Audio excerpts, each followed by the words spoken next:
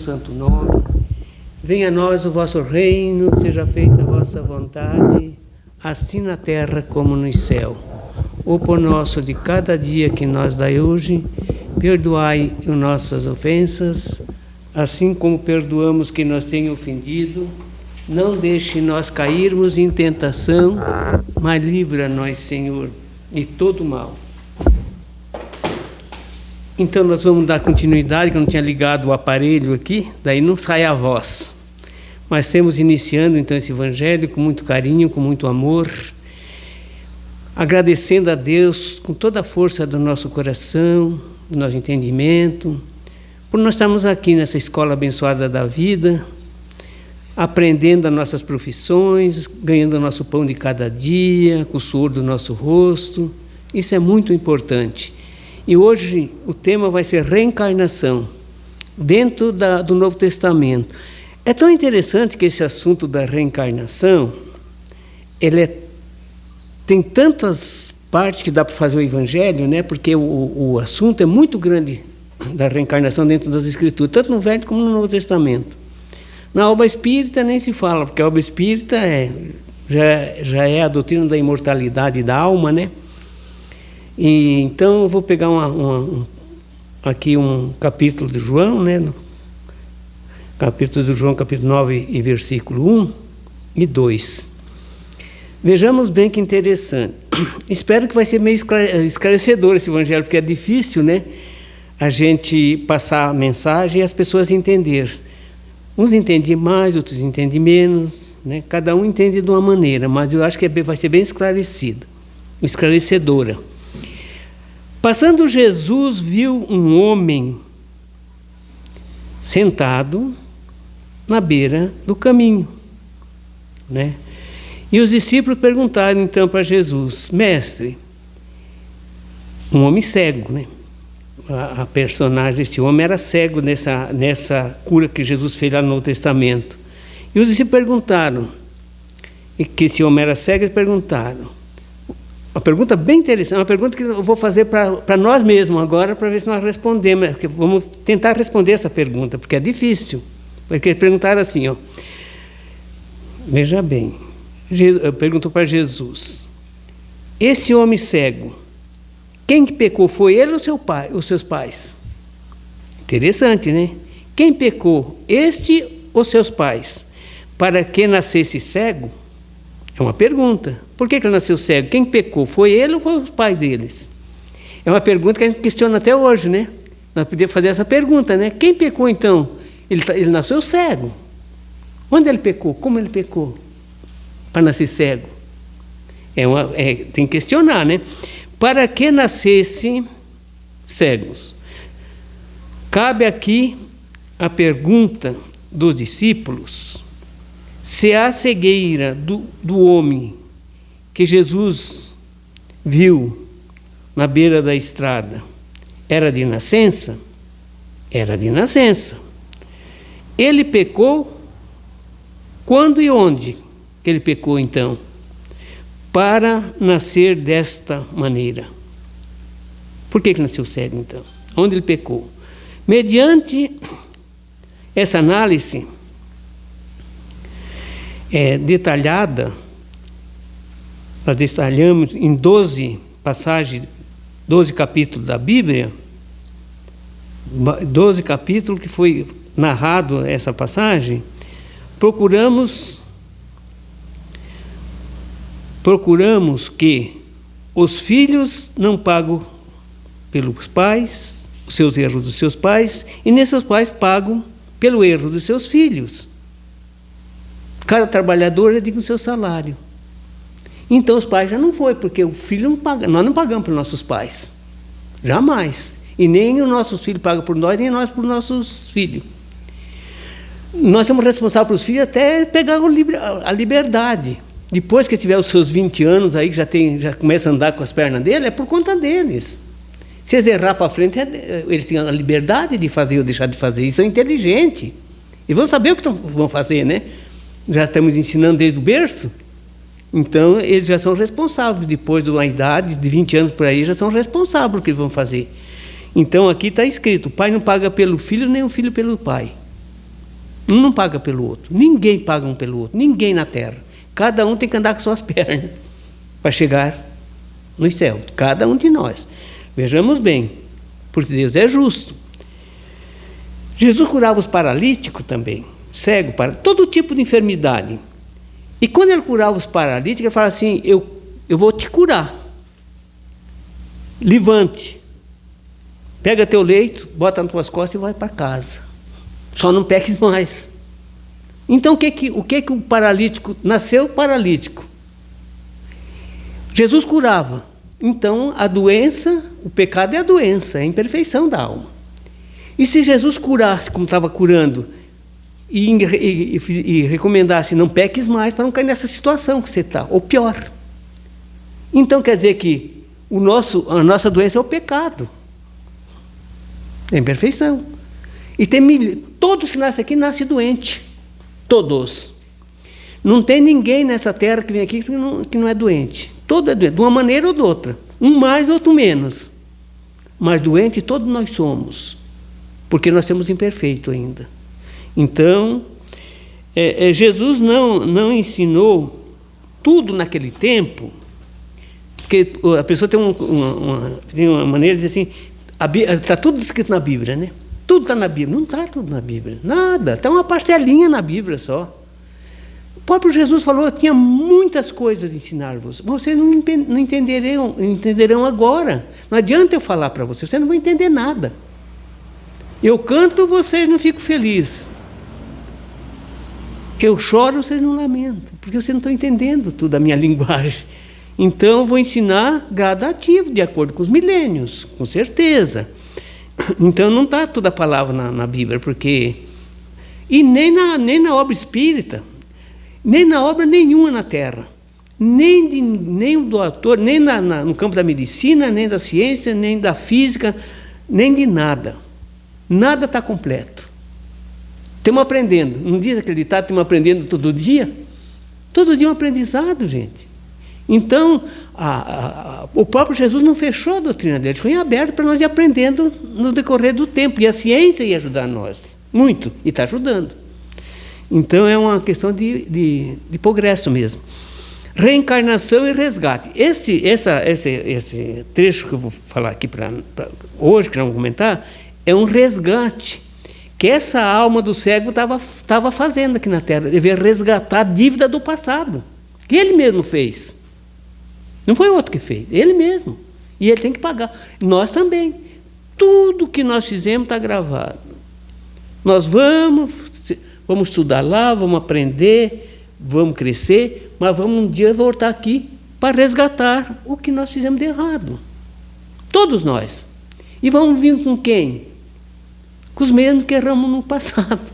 A maioria. 80% que nós vamos voltar aqui, 80% é com os mesmos almas que nós vivemos no passado.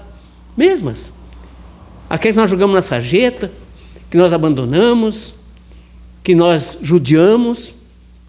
Depois nós viemos junto com ele para ajudar essas pessoas. Nós judiamos, nós vamos ajudar a resgatar isso que nós fizemos. Quem vai resgatar por nós? Ninguém vai resgatar. Cada um tem que fazer a sua parte. A doutrina espírita é bom por isso, gente. Não tem inferno. Não existe inferno, porque Deus não cria inferno. Mas Deus dá a oportunidade de voltar de novo aqui. Vai, filho, vai lá resgatar. Vocês só se degradaram lá, separaram, brigaram, se encrencaram, fizeram de tudo. Brigaram nas heranças, né? Um tirou a vida do outro. Agora vocês vão lá refazer isso aí. Porque o outro não vem fazer por nós. Por isso que os espíritos falam que 80% das famílias são os mesmos. Você acha que essa família que está com nós hoje são estrangeiros conosco? Não são, não. Nós já viajamos muito, muito juntos. E vamos viajar ainda muito tempo juntos, até ser anjo. Até nós crescer para ser anjo. Isso é o Deus bom. Não é o que... Veja bem, é bem bonito, eu vou ler porque senão não dá tempo. Não é que ele tenha pecado. Não é que ele tenha pecado. Nem os seus pais. Certa vez, os discípulos, apresentando a Jesus um cego de nascença, formularam a seguinte pergunta: Mestre, quem pecou, este homem os seus pais, para que nascesse cego? Se ele não tivesse pecado, Deus era injusto, não era? Deus vai criar um cego?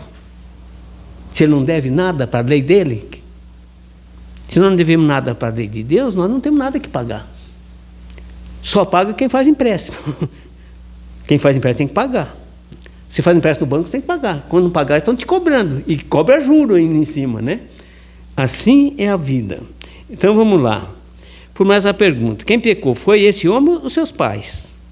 Os pais do cego. Antes de examinar à luz da doutrina espírita, a resposta do Senhor, o fato de os discípulos acreditarem na reencarnação, nas voltas da vida, os judeus acreditavam, uma grande parte dos judeus acreditava que as almas voltavam. Eles tinham essa noção, eles sabiam. Não todos, mas uma parte bem grande já conhecia nessa época de Jesus. Por isso que eles perguntaram essa pergunta: quem pecou, foi ele ou foi o pai? E tinha que questionar, de onde então? Né? Eles sabiam que voltaria, né? E tem várias passagens que depois, outra vez, a gente vai falar. Pergunta. Então, vamos lá. Antes, então, nós vamos examinar pela doutrina espírita a reencarnação. Porque a reencarnação é a ressurreição da carne, né? Nós sabemos disso, né? Que nossos irmãos católicos pregam há séculos e séculos. Só que ele não sabia discernir. Porque a ressurreição da carne não era voltar no mesmo corpo. O espírito não vai embora para não voltar no mesmo corpo velho. É impossível. Não tem nem osso. Só tem osso se tiver. Como é que vai nascer de novo ali? Mas vai nascer num corpo pequeno. Quando você vê aquela joinha daquele teu filho lá crescendo, não é a coisa mais linda do mundo, foi uma alma que voltou ali, parente de vocês. Provavelmente é muito ente querido de vocês. Está ali voltando. Está voltando na carne, retornando no outro corpo, renascendo de novo.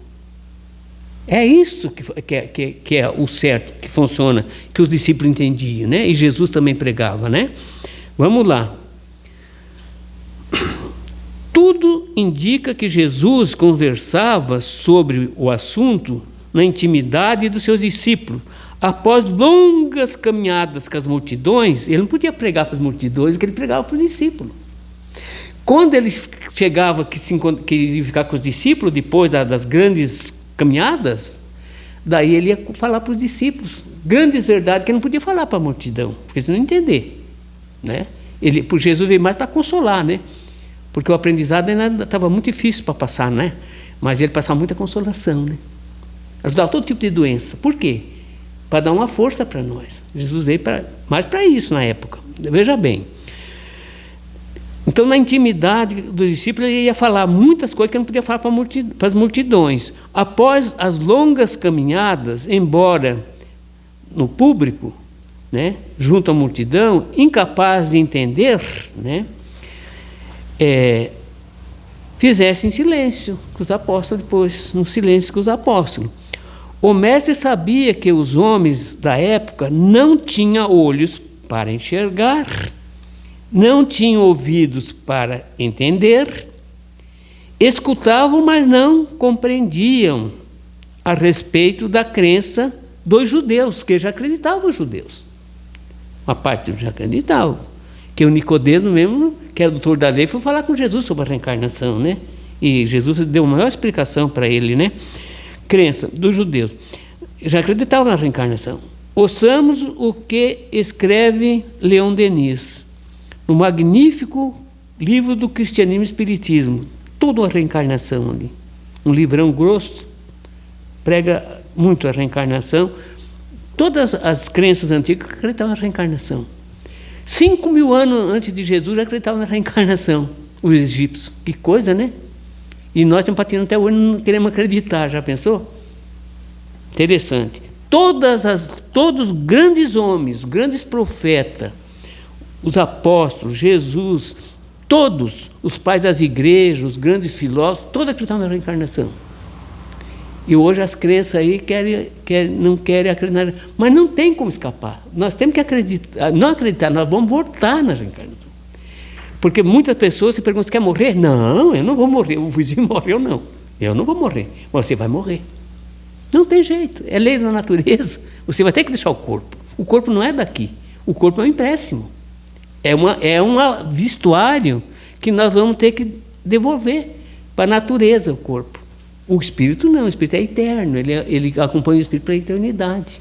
Ele vai e vem quantas vezes for necessário para crescer. Veja bem, eis as suas obras, faz o historiador Joséfo é um grande cristão do cristianismo nascente. Ele até ele viajou muito dentro da Igreja Católica, ele era muito, naquela época ele tinha um conhecimento espiritual muito grande e foi até sacrificado por isso.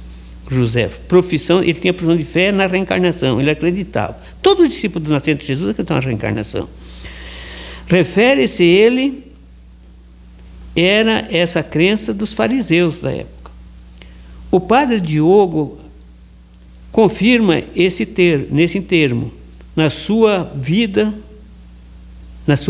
de Jesus, ou na sua vida de Jesus, entre o povo judeus. O mesmo na escola acreditavam-se na volta da alma no corpo físico, e que explica, em muitos casos, as perguntas feitas a Jesus por seus discípulos. A resposta do Cristo foi clara. O homem que não havia pecado, nem os seus pais, pois a justiça divina, os filhos não pagam pelos pais, nem os pais pelos filhos. Cada trabalhador é digno do seu salário, disse Jesus, várias vezes. Cada um é julgado segundo aquilo que julga. À medida que você julgar teu próximo, você vai ser julgado também, com a mesma medida. Por isso que a gente tem que ter cuidado, né? Tem profissão muito difícil, né? A gente sabe disso. É um fio de espada que a gente vive, às vezes. Mas tem que ter muito cuidado. Porque Deus conhece nosso coração. Se você vai fazer alguma coisa por defesa, é uma coisa. Agora, se prevalecer, é outro. Se fazer por prevalecido, para ser aproveitado, é diferente. Tanto para ganhar dinheiro, como para fazer qualquer coisa, né? Então, vamos lá. Veja bem, é muito bonita essa passagem. Nós vamos ler mais. Veja bem. Animava aquele corpo, o espírito que nele havia reencarnado, renascido de novo aqui. Esse sim havia pecado antes do nascimento. Antes do nascimento. Porque se você não acreditar na reencarnação hoje, você não está pregando Deus verdadeiro. Você está acusando Deus de todo jeito e maneira. Acusando, diminuindo a bondade de Deus, diminuindo a força de Deus, diminuindo tudo, a bondade. Porque se Deus cria um cego, que ele não deve, é injusto. Deus vai fazer uma injustiça dessa com o filho dele? Nós não fizemos com nossos filhos? Que nós fizemos tudo pelos nossos filhos, agora Jesus vai criar uma pessoa cega. Por quê? Ele pecou. Ele pecou. Porque se ele não tivesse pecado, ele não estava passando por essa provação. Só paga quem deve. Quem não deve jamais paga alguma coisa. Mas paga tudo que fizer também de errado. Mas ganha tudo que fizer de bem também. Vamos lá. Não há efeito sem causa, disse Allan Kardec, o insigne codificador do Espiritismo. Todo efeito inteligente, forçosamente, tem uma causa inteligente. A causa do cego foi lá quando ele fez o erro lá atrás. Leon Denis argumenta.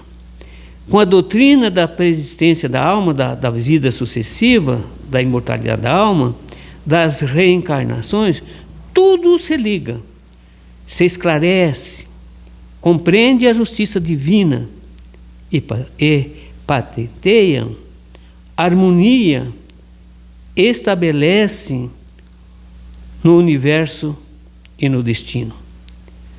Tudo é patenteado, tudo é feito na maior amor de Deus.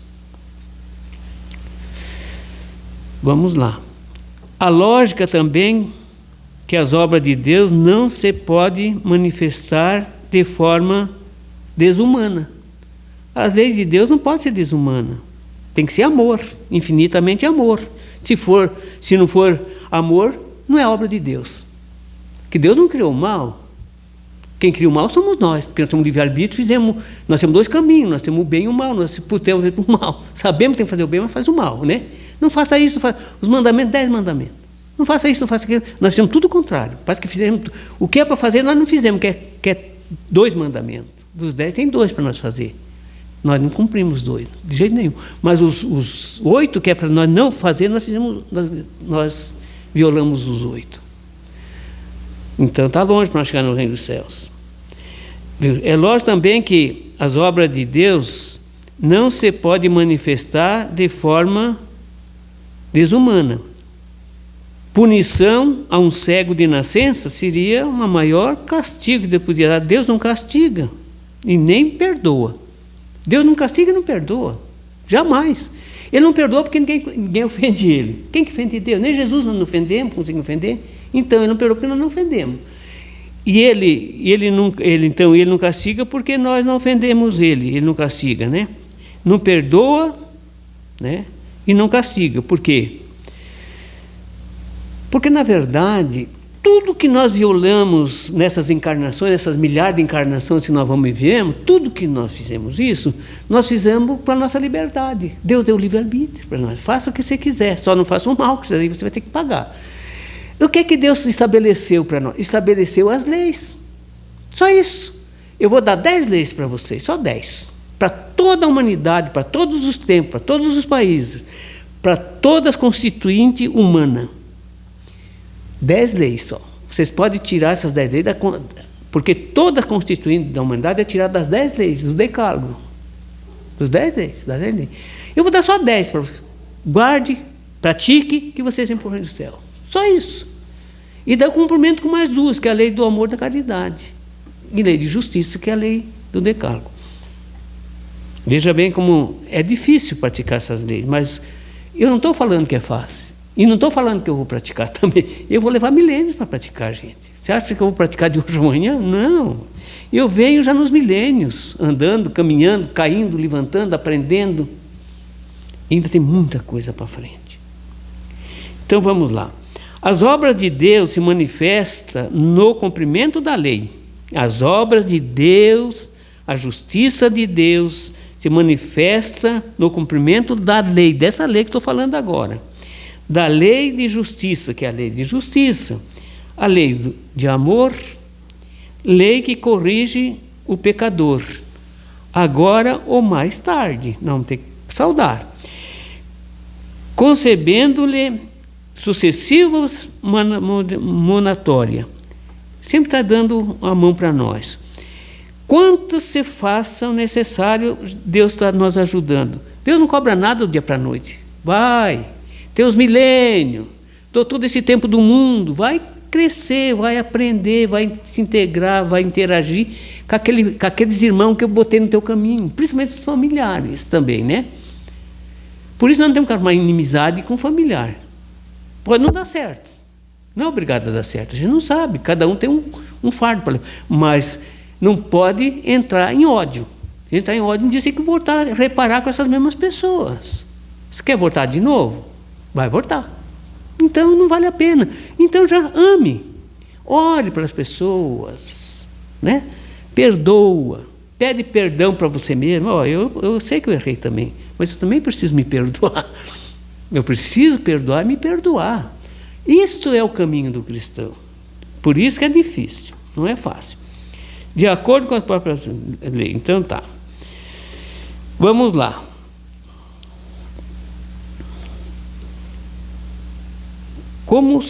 Por que ele era cego de nascença? Porque ele prejudicou alguém nas vistas lá atrás.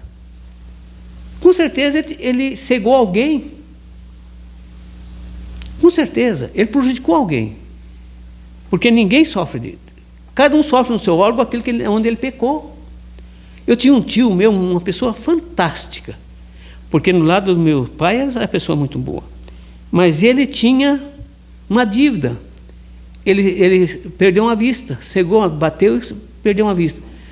Daí os Espíritos falaram que na encarnação passada ele era um verdugo e batia muito nos escravos e batia com chicote. Ele foi dar uma chicotada no escravo e pegou a ponta do chicote no olho e cegou um jovem, bem jovem escravo, bem jovem. E ele tinha que pagar essa dívida. Jesus não falou com ferro fere, com ferro será ferido, para Pedro?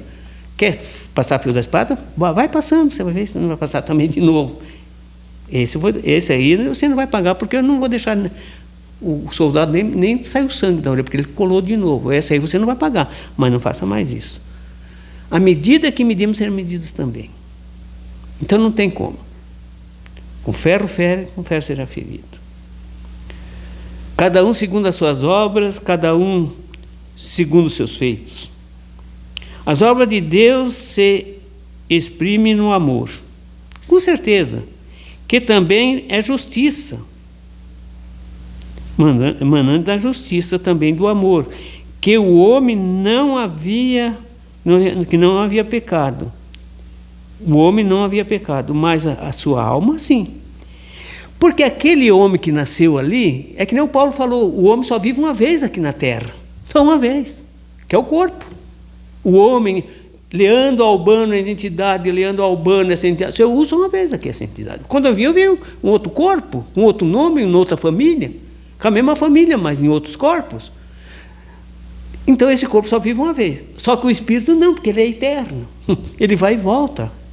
Quem pecou lá atrás não foi o corpo. O corpo não peca, o corpo não tem ação, o corpo não faz nada, o corpo não pensa, não age nada, o corpo não faz nada. O espírito que age pelo corpo, por exemplo, é do corpo fluídico. E esse corpo fluídico acompanha o espírito, que vai e vem. Esse é que nós temos que entendermos. Então, o homem não tinha pecado, esse cego não tinha pecado nessa encarnação. Ele pecou aonde? No ventre da mãe? É impossível. Então ele pecou aonde? O corpo desse corpo não tinha pecado, esse corpo, mas o espírito que estava habitando esse corpo, que era o devedor, que era o agressor do passado. Esse que voltou de novo, e nós vamos voltar também, gente. Não adianta nós querer ir para o céu, que nós não vamos para o céu. Nós vamos para um lugar bem melhor. Isso sim. É que nem você mora lá em Catanduvas. Você está fazendo uma vida bem longa lá, né? É um lugar que você gosta, que você ganha teu pão de cada dia, que você tem tua família. É assim a vida no futuro. Nós vamos para lugar onde nós se adaptamos, onde nós nos sentimos melhor, onde nossos familiares vão acolher nós nos braços lá amanhã. Esse é o Deus bom. E dá toda a chance para nós voltar a crescer de novo, gente. Porque numa encarnação eu venho músico, na outra eu posso desenvolver a medicina, na outra eu posso jogar futebol, né? Na outra eu posso ser policial. No outro eu posso ser juiz, advogado, promotor, tudo isso eu vou passar por esse aprendizado. Quantas encarnações vai? Então nós vamos e voltamos mesmo, não tem como. E o cego, o corpinho do cego estava nascendo nessa encarnação mesmo, o corpo dele, mas o espírito não. O espírito é devedor, senão Deus é injusto. Eu tenho mais um evangelho, mas vou deixar para fazer cumprimentar esse evangelho na terça-feira, que eu vou fazer mais um evangelho, porque agora o tempo já foi. Eu quero dizer uma coisa: se nós dizer que Deus castiga, nós estamos ofendendo Deus. Se nós dizer que Deus cria demônio, nós estamos acusando Deus. Esse Deus eu não conheço. Deus que cria demônio? Que Deus é esse? Ele é onisciente. O que ele está criando hoje, ele sabe o que vai acontecer daqui a 1 milhão de anos, ele sabe o que vai acontecer com esse espírito, ele sabe a caminhada que esse espírito vai ter que fazer. E vai ser anjo. Todo espírito que Deus criou no universo, em todos os tempos, vai ser anjo. Do dia para a noite, não. Ele vai aprender, caminhar, vai aprender as profissões, vai aprender tudo. Vai aprender a amar a família, vai aprender a ser mais paciencioso, perdoar mais. Isso é o nosso aprendizado aqui nessa escola abençoada. Deus está dando essa oportunidade para nós e vai dar sempre. Então Deus não cria nada ruim. Deus só cria os filhos que Deus, os espíritos que Deus criou, tudo vão ser anjos um dia. Todos. Esse é o Deus que eu conheço. Esse é o Deus que não castiga, Que Deus não perdoa porque ninguém ofende, porque Ele bota as leis dele para nós cumprir. Há 4.000 anos nós temos as leis dele aqui conosco. Há 4.000 anos nós ainda nem entendemos essa lei, essas leis. Então, dizer que também usar o nome de Deus para vender misericórdia, vender salvação, usar o nome de Jesus, também é uma aberração. Você acha que Jesus vai querer coisa material? Para quê? Jesus não tinha onde inclinar a cabeça.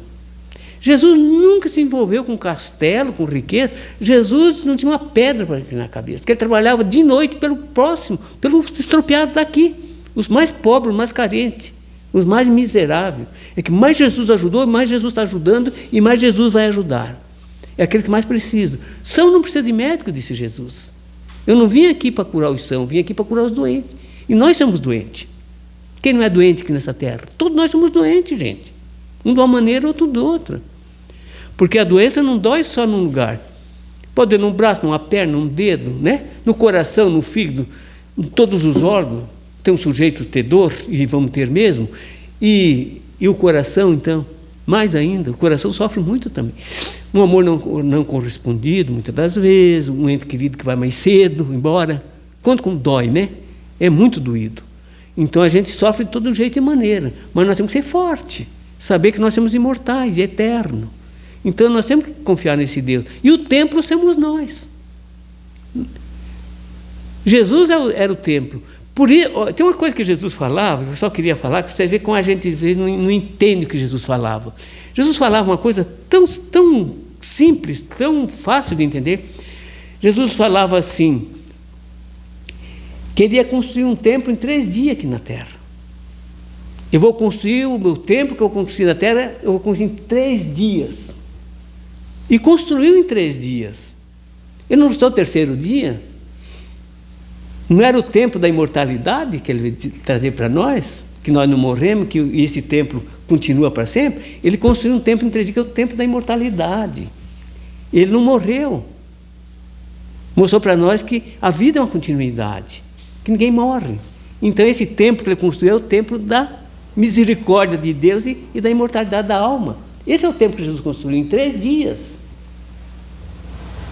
E está ajudando nós a construir esse nosso templo aí, que vai levar talvez uns milênios, todos nós. Mas Ele está nos ajudando, Ele não vai nos abandonar. Jesus está conosco, gente. O dia que você tiver alguma dificuldade, fecha o olhinho de vocês, pensa firme em Deus, pensa nas estrelas, nessas estrelas, que essa luz tão suave, tão fantástica. Pensa nas estrelas e pede essa energia que vem de lá para nós, gente. As estrelas estão despejando energia para nós 24 horas. E o sol, a lua, são as coisas que estão despejando o nosso magnetismo que nós precisamos, que é o nosso remédio. Mas muitas das vezes nós esquecemos de pedir. Então, eu fico muito feliz de poder conhecer a doutrina de Jesus, que é uma doutrina fantástica. Não cobra nada, nem moral, nem interesse material, nem moral, nada. Nós temos que amar os irmãos como irmão mesmo, como irmão do coração. Daí nós não erramos o caminho. Porque se eu te amar de coração para coração, sem malícia nenhuma, amar todos vocês vão ter que confiar mais em mim. Vocês vão confiar em mim. Eu estou aprendendo isso, eu estou lutando por isso, eu estou trabalhando para isso, para as pessoas confiarem em mim, para eu ser um verdadeiro anjo da guarda das pessoas, para ajudar as pessoas do jeito que elas são. Porque não existe gente ruim na terra, não existe. Não existe gente todo mal na terra, não existe. E não existe gente tudo bom também, porque nós temos caminhando. Então, que Deus nos abençoe. Eu desejo muito sucesso para vocês. O maior investimento é entre vocês aí. Vocês têm que levar essa tarefa. Peça para Deus dar força para vocês, para quando chegar lá, mais lá na frente, um ajudar o outro. Tem coisa melhor que isso? Porque lá fora não ajuda a gente. Fácil. Só se tiver dinheiro para pagar. Ainda vão te judiar, pagando. Agora, um ente querido, não. Esse ajuda de verdade. Esse ajuda. Esse tem paciência. Esse vai precisar dar um banho em você amanhã, ele dá, ou ela dá. Mas só o ente querido faz isso. Mãe, esposa, a família. Por isso nós temos que se agarrar com a família. O maior empreendimento na Terra é a nossa família. O maior empreendimento, não tem outro maior. Vamos se ajudar um outro. Porque nós vamos ficar velhos um dia também. E não precisar mais um do outro. Quando a gente está novo, tudo é fácil, mas depois que a idade vai chegando, você vai vendo que a gente vai tropeçando aqui, tropeçando ali, e vai precisar alguém para dar a mão para nós. Que Deus nos abençoe, que Deus nos ilumine. Vocês estão me dando um prazer na minha vida muito grande de eu conhecer vocês. Vocês são muito importantes para mim. Muito maior que vocês imaginem. Vocês são os verdadeiros tesouros que Deus está dando para nós aqui, essa caminhada aqui, caminhar alguns passos juntos. É um verdadeiro tesouro que Deus está dando para nós. Pode ter certeza disso. Porque vocês moram no nosso coração para sempre, para a eternidade. Nós vamos ainda trabalhar muito junto no mundo espiritual. Nós vamos passear muito lá nos jardins celestiais. Com certeza, meu irmão. Fique tranquilo. Amanhã é um novo dia para todos nós. Que Deus nos abençoe e muita paz. Que Deus nos ilumine. Muita paz. Uma boa noite, um beijo no coração de todos.